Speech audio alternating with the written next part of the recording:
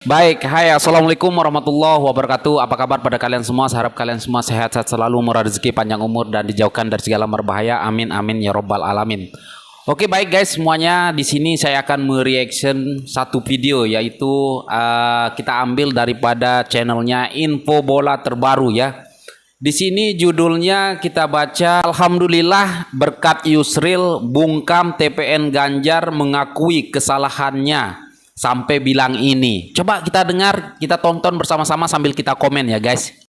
15% menurut Pikwan itu nyogok apa enggak? Untuk satu anggota DPR perlu 20-30 miliar, apa 19% PDIP dapat kursi itu kalau diangkakan 110 kursi, 110 kali 30 miliar atau tidak? Bapak yang nyelidiki, Bapak sendiri mungkin. Tidak mau negeri ini dipimpin oleh pemimpin yang memenangkan pertarungan pemilu dengan cara curang. Haram hukumnya. Karena itu pertanggungjawaban dunia akhirat. Jadi haram hukumnya kita dipimpin oleh orang yang mendapatkan kekuasaan dengan cara curang, dengan cara membayar, dengan cara mengakali sirekap, dengan cara mengakali manual dan lain sebagainya. Karena itu, kalau kita melawan hari ini adalah perlawanan konstitusional, bukan perlawanan inkonstitusional. Kita tidak melawan orang, kita melawan sebuah fenomena, kecurangan, ketidakadilan, ketidakbenaran, dan hal-hal yang merusak demokrasi kita. Karena kita tidak ingin negara ini menjadi negara otoriter kembali. Kita tidak ingin negara ini seperti negara Orde Baru. Karena itulah kita butuh perlawanan agar demokrasi kita tetap tegak. Sekiranya wacana angket ini datang dari Pak Deddy Sitorus, mungkin tidak akan terjadi kehebohan dan gonjang-ganjing yang berkepanjangan. Karena beliau mengatakan bahwa kita bukan mau mempersoalkan hasil dari pemilu, khususnya Pilpres, tapi kita ingin meneropong pelaksanaan pemilu ini untuk kita tahu di mana kekurangan, kelemahan, dan kesalahannya. Lalu kita melakukan perbaikan untuk masa depan.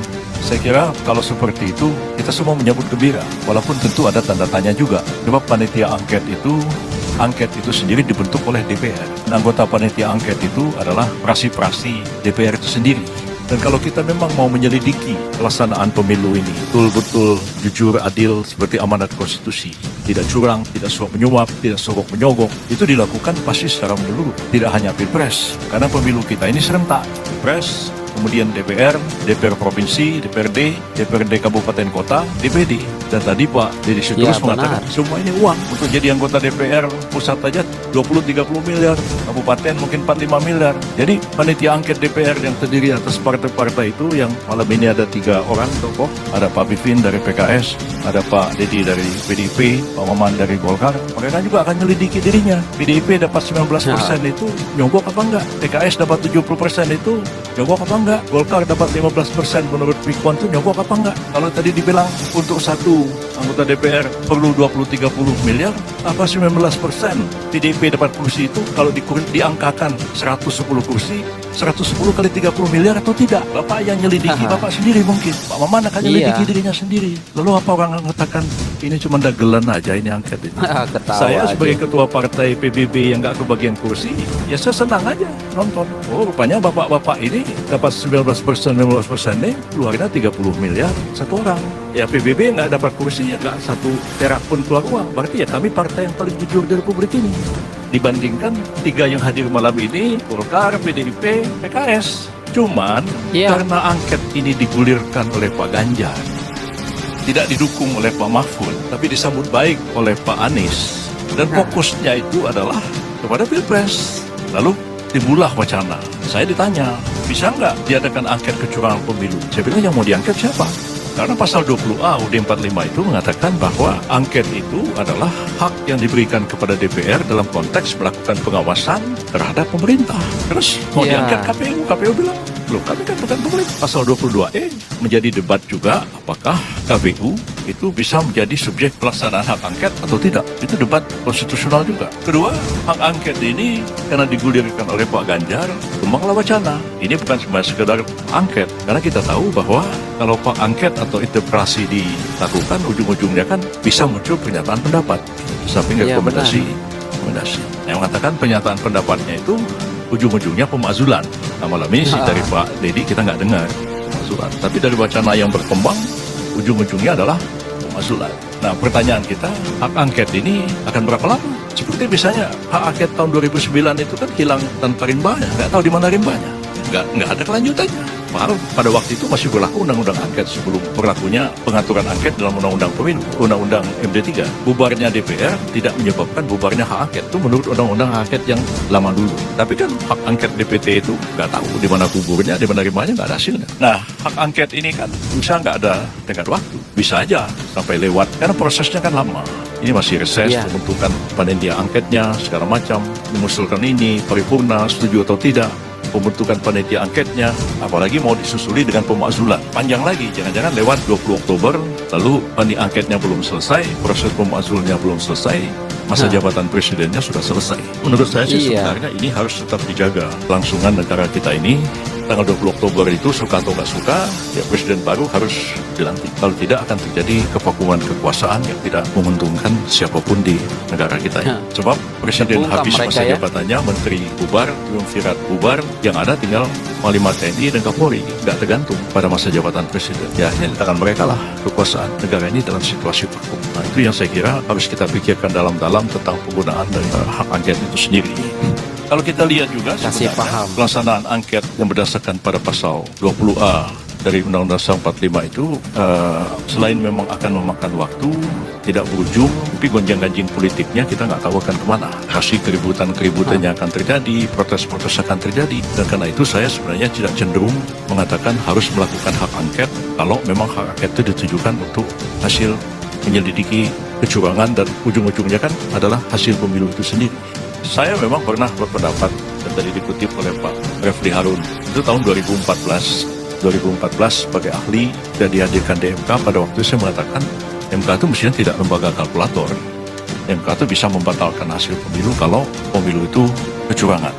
Tapi pendapat saya itu ditolak oleh majelis hakim. Dalam putusan MK pendapat itu ditolak. Dan kalau pendapat itu sudah ditolak oleh majelis hakim, pendapat itu nggak bisa dijadikan argumen lagi di pengadilan. Kalau menjadi pendapat akademik di kampus ya boleh aja.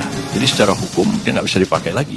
Sekarang ini kan sudah Undang-Undang 7 tahun 2017 tentang pemilu, yang aturan-aturannya itu sudah berubah dari tahun 2014. Jadi siapa yang berwenang melakukan pengawasan sudah ada Panwas, sudah ada Bawaslu. Kalau terjadi pelanggaran hukum, sudah ada Gakumdu. Kalau perselisihan, ujung-ujungnya baru ke MK. Jadi bukan berarti pendapat saya itu berubah tanpa dasarnya. Ada. Karena undang-undangnya berubah, ya pendapat saya berubah juga. Konteksnya 2014 saya nggak bisa lagi argumen itu dipakai sebagai argumen di pengadilan karena sudah ditolak oleh Mahkamah Konstitusi.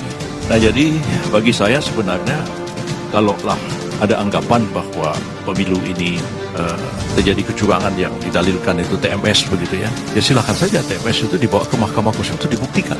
Walaupun memang kita mengetahui bahwa sistem pembuktian kita itu juga tidak mudah di Mahkamah Konstitusi. Karena kan hanya 1 minggu sesudah diumumkan tanggal 20 Maret nanti sudah harus mengajukan permohonan ke MK oleh pihak yang menolak hasil akhir yang diumumkan KPU itu sebagai objek sengketanya, dan kemudian ya MK juga ada batas waktunya untuk memutuskan perkara itu. Apakah sekarang ini panitia angket itu bisa diandalkan untuk menyelidiki di mana kesalahan, di mana kekurangan, di mana ketidakbaikannya, dan untuk direkomendasikan untuk masa yang akan datang? Saya sendiri nggak yakin panitia angket itu akan mampu melakukan itu, karena semua punya kepentingan. Partai-partai punya kepentingan di situ, mau menyelidiki kekurangan kelemahannya dan juga mau melindungi kesalahan-kesalahan kepentingannya sendiri. Apa nggak lebih baik diserahkan aja? LIPI misalnya sudah pernah membuat satu kajian terhadap pelaksanaan pemilu. Kalau sekarang mereka diserahkan kepada BRIN atau dibentuk satu tim yang terdiri dari para akademisi untuk menyelidiki betul-betul sistem pemilu kita ini seperti apa yang idealnya. Ini kan sebenarnya dari tahun 99, 98 sebelum pemilu 99 sudah menghendaki pemilu kita itu dengan sistem distrik sebenarnya. Cuman saya sama Pak Arya saja yang ngotot begitu, yang lain nggak ada yang setuju. Sekarang ini dengan sistem proporsional terbuka seperti sekarang kan sudah kita lihat hasilnya. Dan dari pemilu ke pemilu, ya cara kita menghitung hasil coblosan itu sangat lama, sangat panjang, dan itu membuka peluang terjadinya kecurangan di mana-mana. Dan itu sudah kita ketahui semua kok hal seperti itu. Mengapa kita tidak misalnya belajar pada negara tetangga kita sendiri? Malaysia sejak awal menerapkan sistem distrik. Filipina sistem proporsional, tapi sudah digital pemilu, pakai handphone. Pendidikan orang Filipina rata-rata sama aja pendidikan kayak orang Indonesia juga. Tapi pemilik melaksanakan itu tanpa banyak masalah dan pilpresnya juga berjalan baik, pemilunya juga berjalan baik. Nah, kita masih pakai paku, nyoblos juga di di kotak-kotak suara. Iya, Nah, apa ya. kita tidak terpikir untuk memperbaiki sistem pemilu kita ini supaya tidak biaya tinggi, tidak terjadi suap menyuap, tidak menjadi sogok menyogok. Termasuknya juga tadi yang sudah dapat kursi berapa? Uang sogoknya yang sogok siapa? Pemilihnya yang disogok, KPPS-nya sogok, atau KPU-nya yang sogok, atau seperti apa? Nah, jadi kalau ini sudah dibuka semua, bukan oleh panitia angket yang mereka sendiri juga jangan-jangan terlibat juga dalam apa kecurangan-kecurangan itu, lebih baik diserahkan kepada satu tim akademisi yang independen untuk melakukan satu penyelidikan dan apapun hasilnya kita terima untuk memperbaiki sistem pemilu kita sekarang.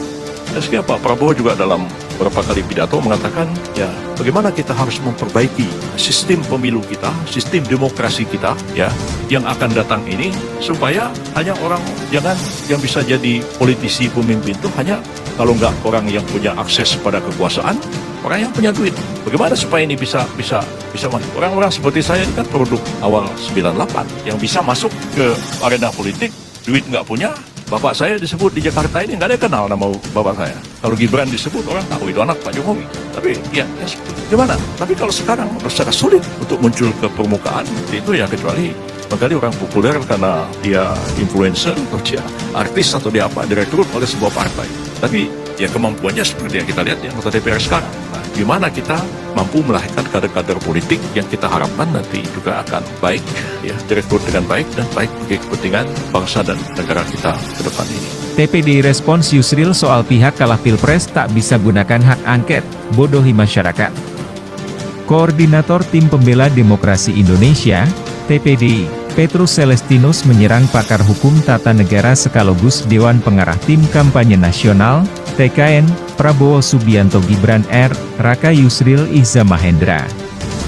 Petrus sapaannya menyayangkan, pandangan Yusril yang menyebut bahwa pihak kalah di Pilpres tidak dapat menggunakan hak angket DPR untuk menyelidiki kecurangan pemilu 2024 dan seharusnya mencari penyelesaian ke Mahkamah Konstitusi, MK. Iya. Hal ini jelas merupakan pendapat yang membodohi masyarakat, sesat dan partisan, kata Petrus, Minggu, 25 Februari 2024. Petrus mengingatkan, pada saat ini kasus pelanggaran pemilu di mata publik, sudah masuk kategori terstruktur, sistematis dan masif, TSM. Menurut Petrus hal tersebut telah sangat merugikan hak-hak rakyat pemilih. Rakyat selaku pemegang kedaulatan tetapi tidak mendapat tempat untuk mendapatkan keadilan di MK, sehingga rakyat akan mencari dan menemukan sendiri jalannya untuk mengakhiri pemilu curang yang TSM ini, jelas Petrus. Petrus mengaku yakin hanya dengan hak angket atau interpelasi di parlemen maupun kekuatan massa yang mampu membuat dan mendesak Presiden Jokowi mundur, Pilpres batal atau diulang. Instrumen politik di DPR yaitu penggunaan hak angket, hak interpelasi dan hak menyatakan pendapat, menjadi kebutuhan dan pilihan langkah yang realistis, urgent, konstitusional dan sangat strategis, tandas Petrus. Sebelumnya, Dewan Pengarah Tim Kampanye Nasional, TKN, Prabowo Subianto Gibran Raka Buming Raka sekaligus pakar hukum tata negara, Yusril Iza Mahendra mengatakan, pihak yang kalah di Pilpres seharusnya mencari penyelesaian ke Mahkamah Konstitusi, MK, bukan dengan menggunakan hak angket DPR. Iya ya. Yusril mengatakan, pihak yang kalah tidak dapat menggunakan hak angket DPR untuk menyelidiki kecurangan pemilu 2024.